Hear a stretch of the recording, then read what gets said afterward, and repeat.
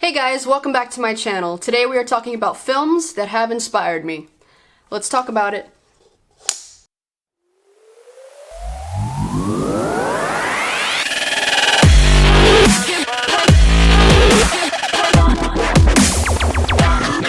Hey guys, welcome back to Hannah's Theater. I'm Hannah, and this is my theater. And today I wanted to do something a little bit different. I know I haven't actually posted a video in just a few weeks, and there's no real particular reason for that other than just me being busy in my personal and professional life. A lot has happened in the last few weeks, and yeah, but I'm definitely not giving up YouTube. I don't want anyone to ever think that. I'm not giving it up. So I'm really enjoying this. I'm really enjoying having an outlet to express myself and talk about movies, and no matter how long the break may be, I don't plan on giving it up anytime soon. But yeah, I ordered an Oculus Rift S, and that just came in the mail a few days ago, and I've had a very difficult time putting that down because it's just amazing. And yeah, just all kinds of things have happened, and there's all kinds of exciting things happening. My birthday's coming up, so I'm very excited. But anyways, you guys don't care about that. Today I want to be talking about some movies that have inspired me and that have shaped my view of film and filmmaking. And the reason I wanted to make this video is not only because I want to kind of talk about films that I love, but I also kind of want to just lay down a little bit of a foundation so you guys can kind of understand my taste in film and what has helped to shape my view of film and just everything like that. I just kind of want you guys to understand where I'm coming from when I talk about films and talk about movies and my background and whatnot. So fun fact, I have a lot of tattoos, as you've probably noticed in my previous videos, and most of these are film inspired. So most of the movies I'm going to talk about today I actually have tattoos for. Kind of an interesting thing. I'm not going to go in depth and show you those today. I maybe save that for another video. If you're interested in seeing all of my tattoos and what they mean and all that stuff, I might go into that. So I kind of wanted to just talk about some films today that have really inspired me, and hopefully you guys can relate to some of these films. So without further ado, we're going to go ahead and dive on into this. So the first movie I want to talk about today is Peter Pan. And no, I'm not talking about the original Disney film. I'm talking about the 2003 live-action Peter Pan, which has had such an impact on me my entire life. So I was probably about 5 or 6 years old when this film came out, and I don't know why I was so crazy excited for it. I honestly can't remember. But I remember my mom buying the DVD, and I got it, and I watched it, and I became so obsessed with this film that I would put it in and act out the entire movie, and I'd act out my favorite scenes as Peter Pan. Because I love this movie so much. I still think it's the best adaptation of Peter Pan to date, and I still think it's a criminally underrated movie. I just think it's fantastic. So this one stars Jeremy Sumpter as Peter Pan, Jason Isaacs as Captain Hook. I love Jason Isaacs, from The Patriot to the Harry Potter films. He's just awesome in everything he does. I absolutely love the way that Jeremy Sumpter has portrayed Peter Pan in this movie.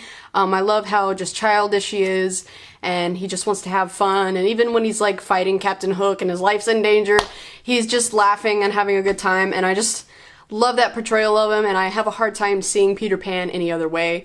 I of course still love the original Disney Peter Pan, but there's just something about this one that just hits so much different, and I don't know, I love this movie so much. It's making me really want to sit down and watch it, so I might do that. The next movie I want to talk about is The Matrix, and I love this movie so much. I actually enjoy all three of these films.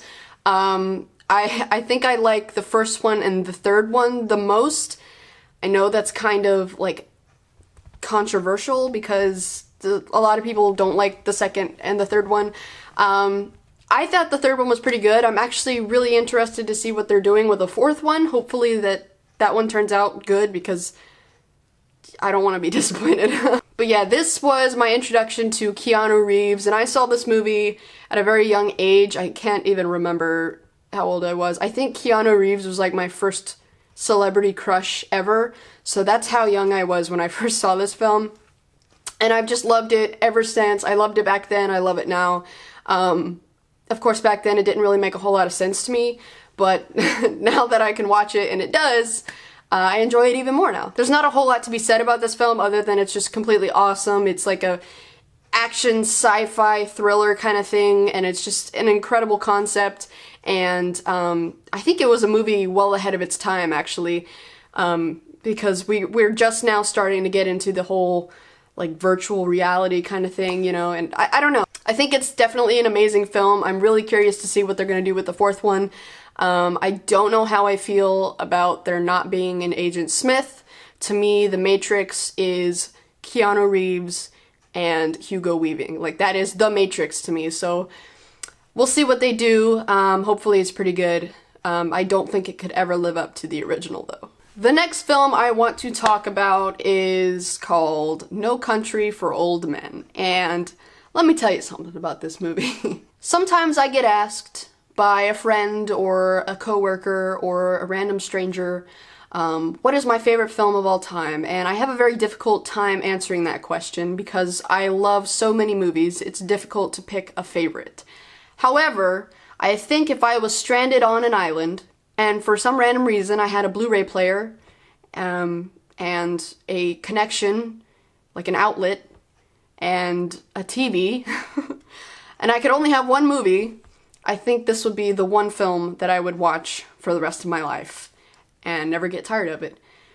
This film is absolutely amazing. So it's actually kind of a funny story. I saw this movie a few years after it came out. I was like 11 or 12 at the time, and my dad recommended that we watch the film, and I sat down, watched it, loved it, thought it was awesome. And then I'd say like a year or two later, we come into the theater, and I'm actually thinking in my head of the film Appaloosa, and I'm thinking of that movie in my head, but for some reason I got it mixed up with No Country for Old Men, and I said, oh yeah, let's watch No Country for Old Men, and he was like, my dad was like, you like that movie? And I was like, well yeah, I love that movie, thinking it was Appaloosa.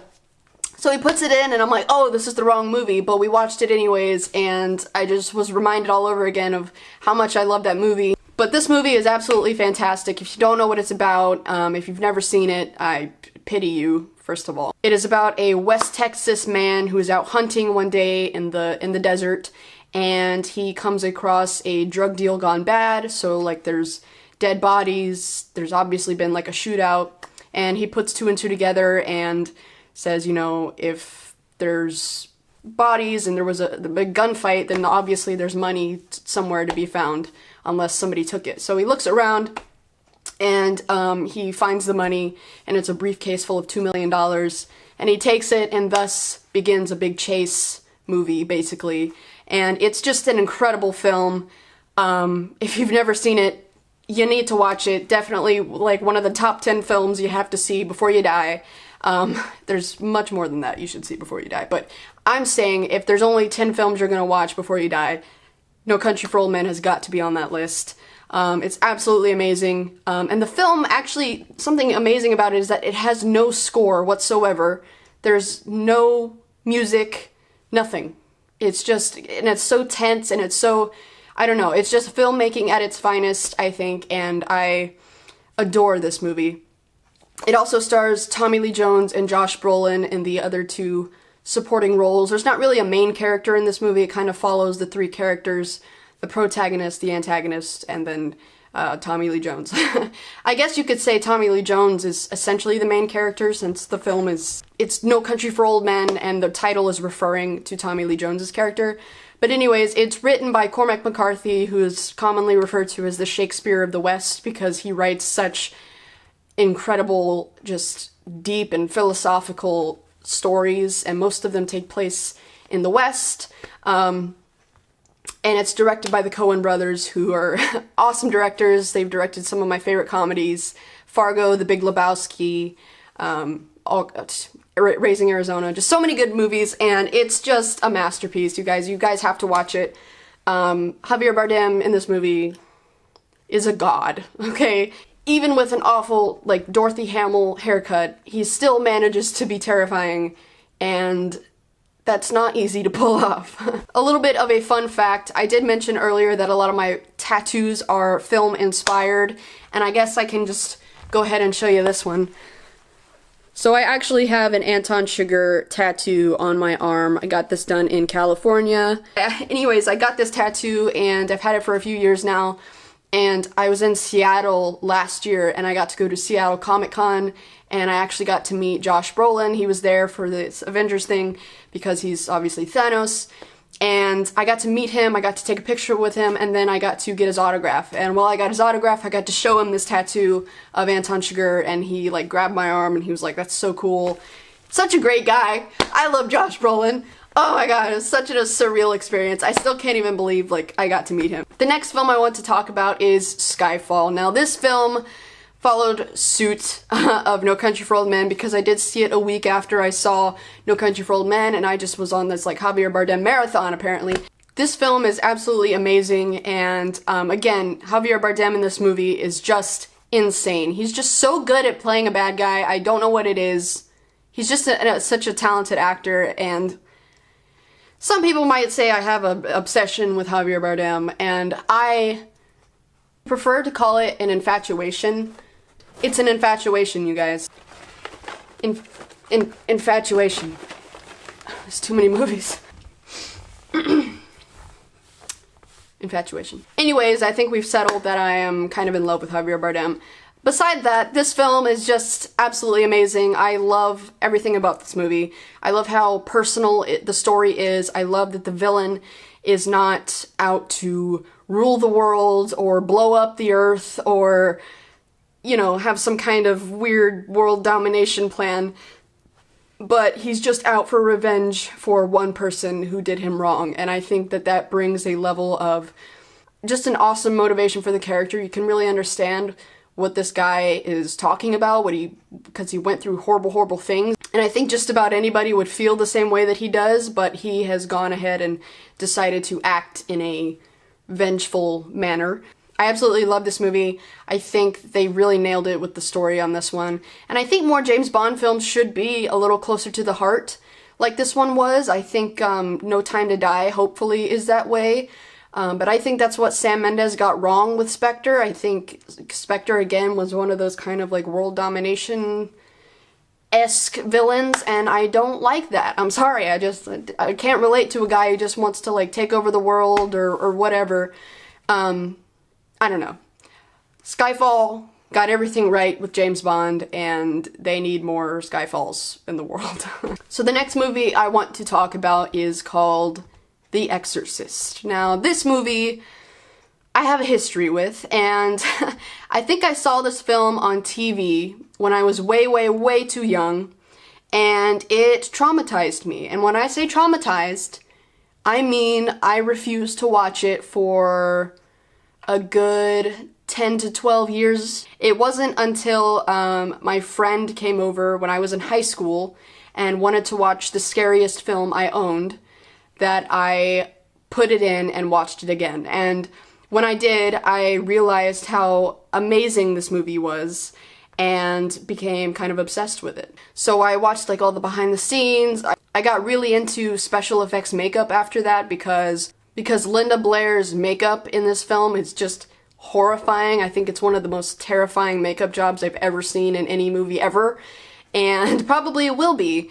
It's just absolutely scarring. I mean, literally. But the film itself is just incredible. It's directed by William Friedkin, who I have a lot of respect for. Listening to interviews and looking at the behind the scenes, you can tell it was like an absolutely grueling shoot for just about everybody involved.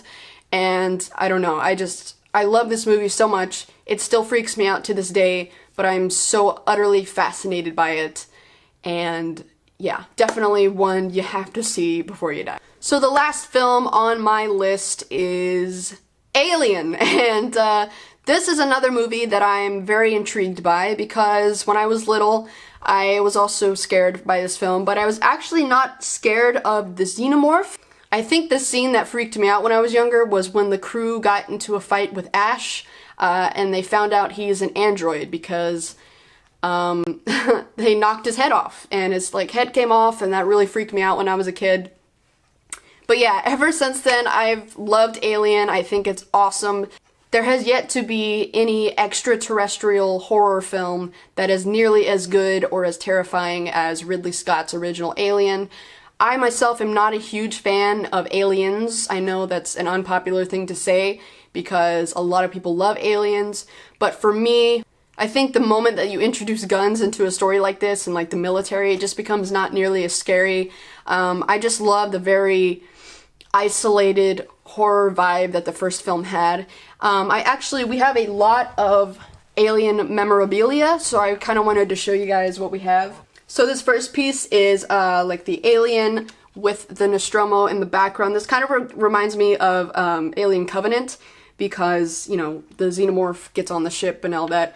And then there's also a switch in the back here and it all lights up. It's pretty cool. This is really, really awesome. The next thing that I wanted to show was the Weyland-Yutani xenomorph in a jar. This is a pretty cool like prop or piece. Yeah, really into this one. This is actually all purchased by my dad. He's a big, big Alien fan. And then the last piece that I think is like worth showing is this one, which was hanging up on the wall. This is like a 3D rendering of the original Alien poster with the tagline, "In space, no one can hear you scream," which I think is probably the best tagline of any film ever. There is a way to light this one up as well, if it's working. I think it's on the side. Here we go.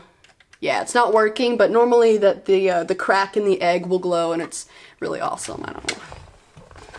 So yeah, guys, that was actually about everything I was ready to talk about in this video, so please let me know in the comments down below if any of the films I talked about today are films that you love as well, or go ahead and tell me what films have inspired you. I'd definitely love to hear that. Yeah, I don't really know what else to say, guys, so thank you for watching this video. I'll see you guys again soon. Peace out.